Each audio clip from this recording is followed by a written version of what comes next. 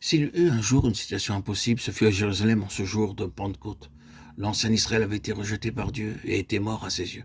Il était enseveli et ce fut là que Dieu fit paraître par la nouvelle naissance, sa nouvelle Jérusalem. C'est le cadre et la signification immédiate de cet incident de la Pentecôte. Paul reporte tout cela dans le Nouveau Testament et il dit « Dieu a mis de côté l'ancien Israël et il va lever de ce lieu de mort son nouvel Israël. Un reste sera sauvé par son union avec Jésus-Christ dans sa mort et sa résurrection. » Qu'est-ce que le nouvel Israël?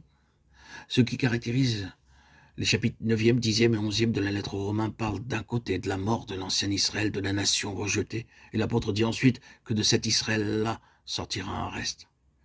Mais nous voyons le chapitre 11e entrer directement dans le 12e chapitre. Et de quoi le 12e chapitre nous parle-t-il? Il nous parle du corps de Christ. Et qu'est-ce que ce corps? Il n'est pas composé de juifs et de grecs rassemblés, mais tous les deux, après avoir perdu leur propre distinction, sont devenus un en Christ. Dans un autre passage, Paul dit « Il n'y a plus ici ni juif ni grec, il n'y a plus ni esclave ni libre, car tous vous êtes un en Jésus-Christ. » Galates 3,28.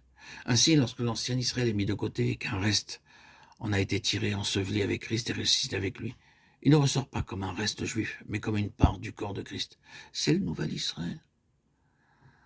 Nous trouvons là le lien immédiat. Ce qui nous aide le plus, ce sera de voir le lien plus vaste.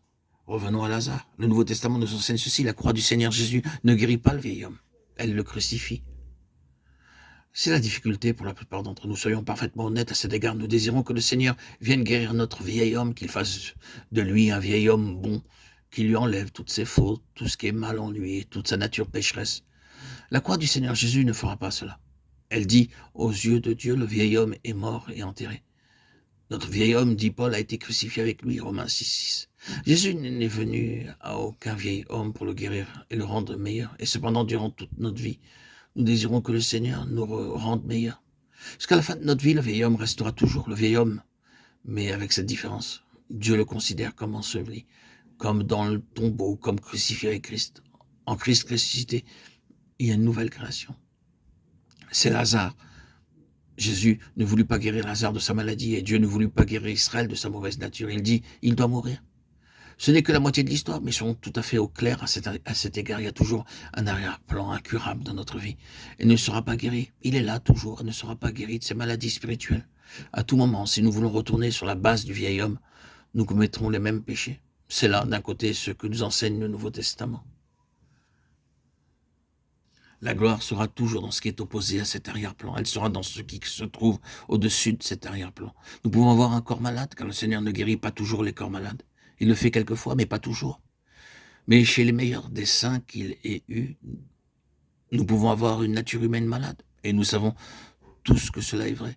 Nous rencontrons sans cesse quelque chose qui nous trouble chez les uns et les autres. Ah, si seulement je pouvais oublier ce que ce frère est en lui-même, ce que cette sœur est en elle-même.